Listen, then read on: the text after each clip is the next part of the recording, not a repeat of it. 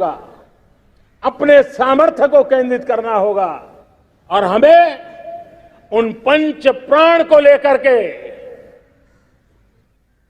2047 जब आजादी के 100 साल होंगे, आजादी के दीवानों के सारे सपने पूरे करने का जिम्मा उठा करके चलना होगा।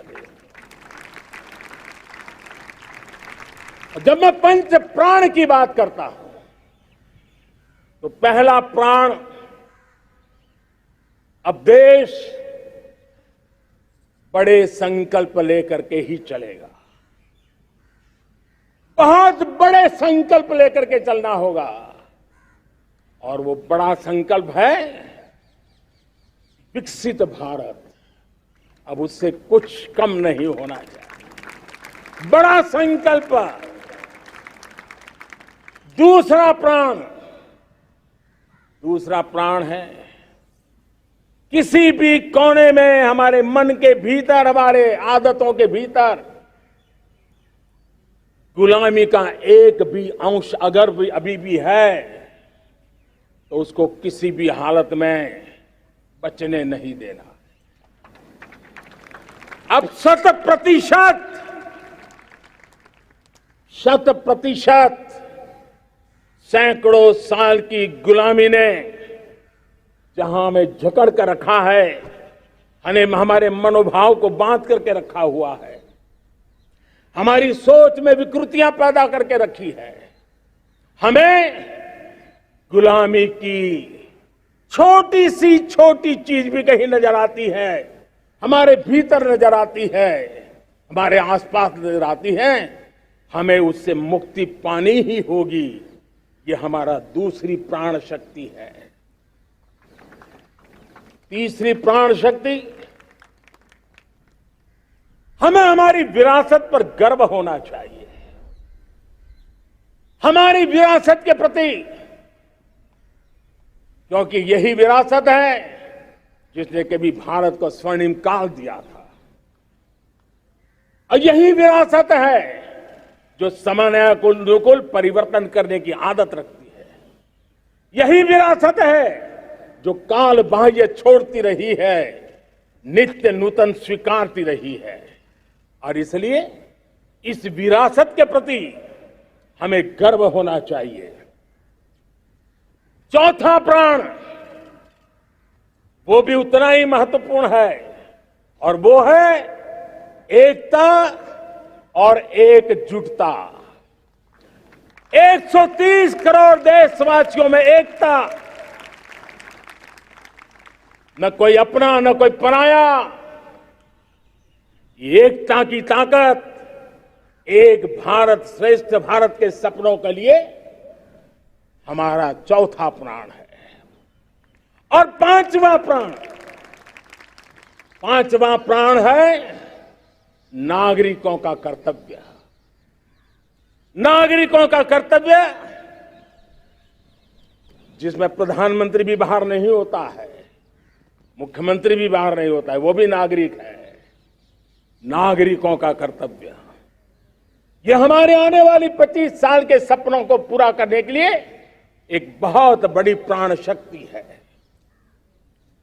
मेरे प्यारे देशवासियों, जब सपने बड़े होते हैं,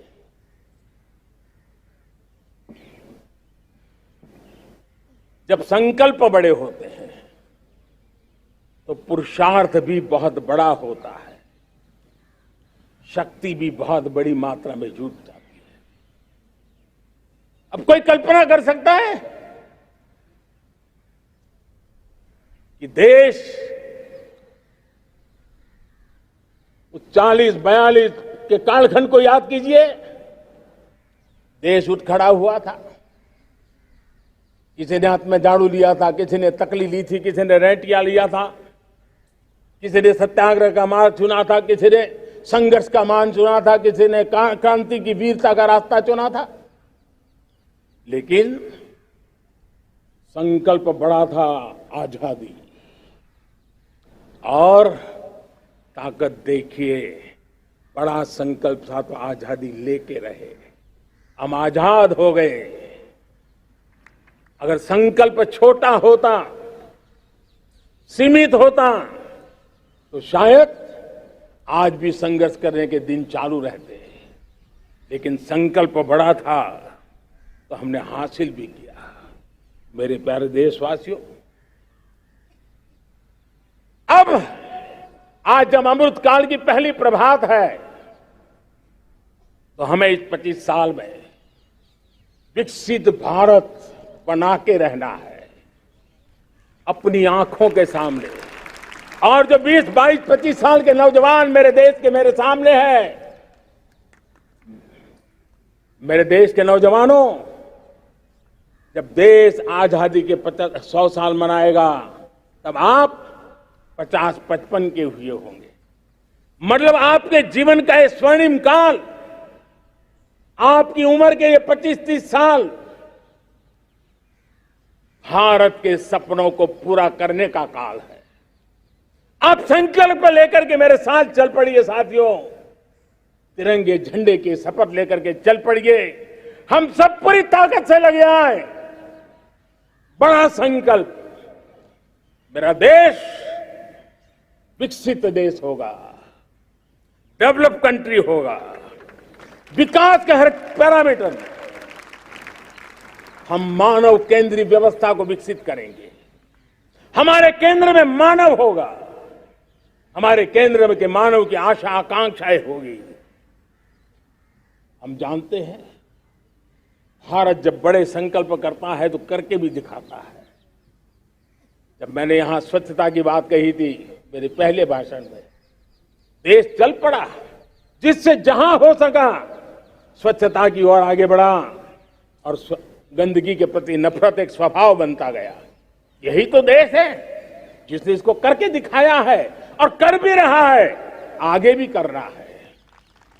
यही तो देश है जिसने वैक्सीनेशन, दुनिया दुविधा में थी, 200 करोड़ का लक्ष्य पार कर लिया, समय सीमा में कर लिया, पुराने सारे रिकॉर्ड तोड़ के कर लिया।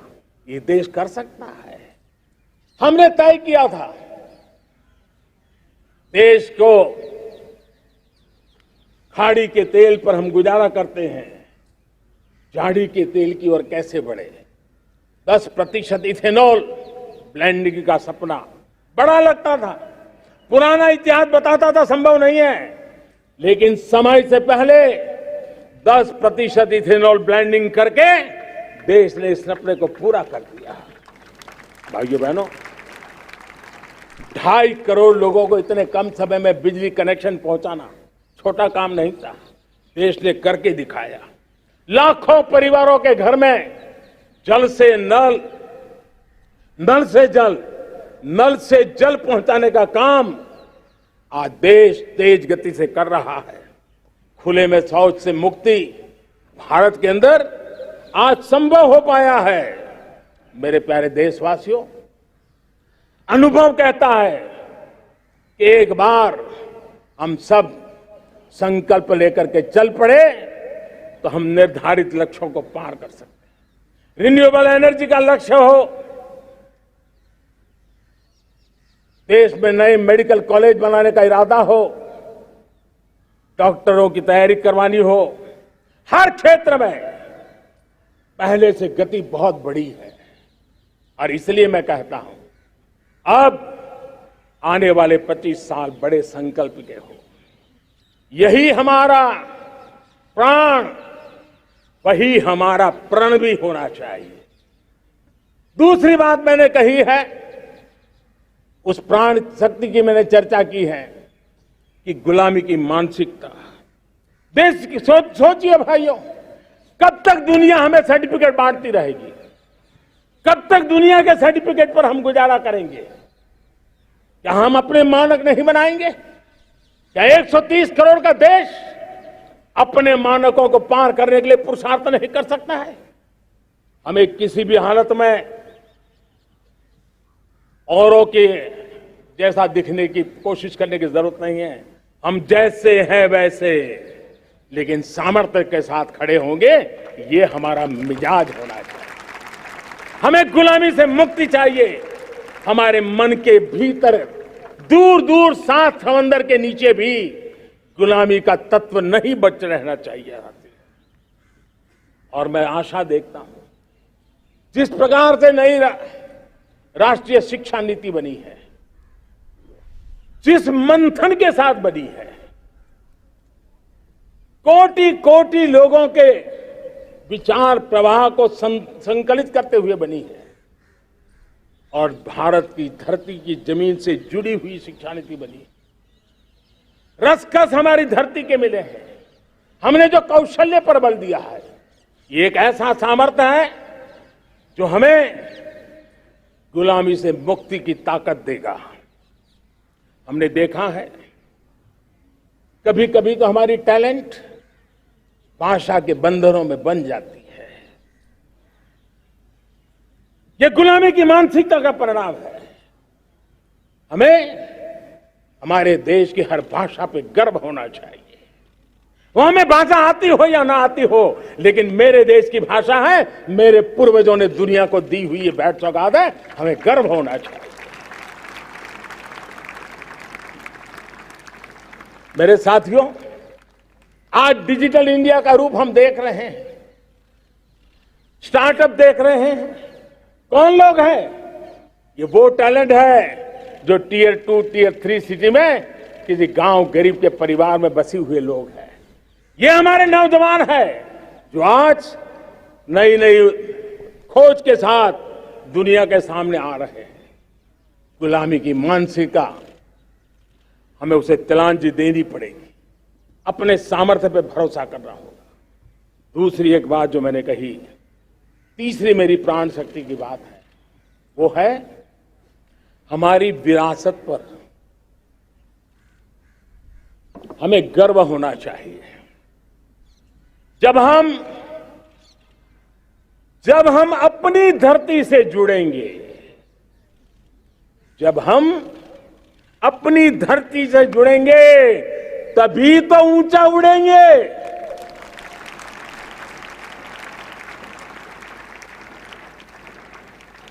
और जब हम ऊंचा उड़ेंगे तो हम विश्व को भी समाधान दे पाएंगे। हमने देखा है जब हम अपनी चीजों पे गर्व करते हैं। आज दुनिया होलिस्टिक हेल्थ केयर की चर्चा कर रही है, लेकिन जब होलिस्टिक हेल्थ केयर की चर्चा करती है तो उसकी नजर भारत के योग पर जाती है, भारत के आयुर्वेद पर जाती है, भारत की होलिस्टिक लाइफस्टाइल के पर जाती है। ये हमारी विरासत है, हम जो दुनिया को दे रहे हैं। दुनिया आज उससे प्रभावित हो रही है। अब हमारी ताकत देखिए, हम वो लोग हैं जो प्रकृति के साथ जीना जानते हैं, प्रकृति को प्रेम करना जानते हैं। आज विश्व पर्यावरण की जो समस्या से जूझ रहा है, हमारे पास वो विरासत है। ग्लोबल वार्मिंग की समस्याओं के समाधान का रास्ता हम लोगों के पास है, हमारे पूर्वजों ने दिया हुआ है। जब हम लाइफस्टाइल की बात करते हैं, एनवायरमेंट फ्रेंडली लाइफस्टाइल की बात करते हैं, हम लाइफ मिशन की बात करते हैं, तो दुनिया का ध्यान आकर्षित करते हैं। हमारे पास ये सामर्थ्य है। हमारा बड़ा धान, मोटा धान, मिलेट, हमारे यहां तो घर घर की चीज रही है। ये हमारी विरासत है। हमारे छोटे किसानों के परिश्रम से छोटी छोटी जमीन के टुकड़ों में फलने फूलने वाली हमारे धान। आज दुनिया अंतर्राष्ट्रीय स्तर पर मिलेट ईयर मनाने के लिए आगे बढ़ रही है। मतलब हमारी विरासत को आज दुनिया, हम उस पर गर्व करना सीखे। हमारे पास दुनिया को बहुत कुछ देना है। हमारे फैमिली वैल्यूज, विश्व के सामाजिक तनाव की जब चर्चा हो रही है, व्यक्तिगत तनाव की चर्चा होती है तो लोगों को योग दिखता है, सामूहिक तनाव की बात होती है तब भारत की पारिवारिक व्यवस्था दिखती है। संयुक्त परिवार की एक पूंजी सदियों से हमारी माताओं बहनों के त्याग बलिदान के कारण परिवार नाम की जो व्यवस्था विकसित हुई, ये हमारी विरासत है। इस विरासत पर हम गर्व कैसे करें? हम तो वो लोग हैं जो जीव में भी शिव देखते हैं। हम वो लोग हैं जो नर में नारायण देखते हैं। हम वो लोग हैं जो नारी तो नारायणी कहते हैं। हम वो लोग हैं जो पौधे में परमात्मा देखते हैं। हम वो लोग हैं जो नदी को मां मानते हैं। हम वो लोग हैं जो हर कंकर में शंकर देखते हैं। ये हमारा सामर्थ्य है, हर नदी में मां का रूप देखते हैं। पर्यावरण की इतनी व्यापकता, विशालता, ये हमारा गौरव। हम विश्व के सामने जब खुद गर्व करेंगे तो दुनिया करेगी। भाइयों बहनों, हम वो लोग हैं जिसने दुनिया को वसुधैव कुटुंबकम का मंत्र दिया। हम वो लोग हैं जो दुनिया को कहते हैं एकम सत विप्रहा बदौ वदंती। आज जो होलियर देन दाऊ का जो संकट चल रहा है, तुझसे बड़ा मैं हूं, ये जो तनाव का कारण बना हुआ है, दुनिया को एकम सत विप्रा बहुधा वदंती का ज्ञान देने वाली विरासत हमारे पास है। जो कहते हैं सत्य एक है, जानकार लोग उसको अलग अलग तरीके से कहते हैं। ये गौरव हमारा है। हम लोग हैं जो कहते हैं यत पिंडे तद ब्रह्मांडे। कितनी बड़ी सोच है।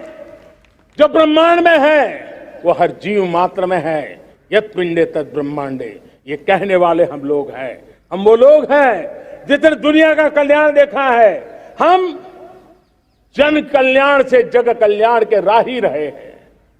जन कल्याण से जग कल्याण की राह पर चलने वाले हम लोग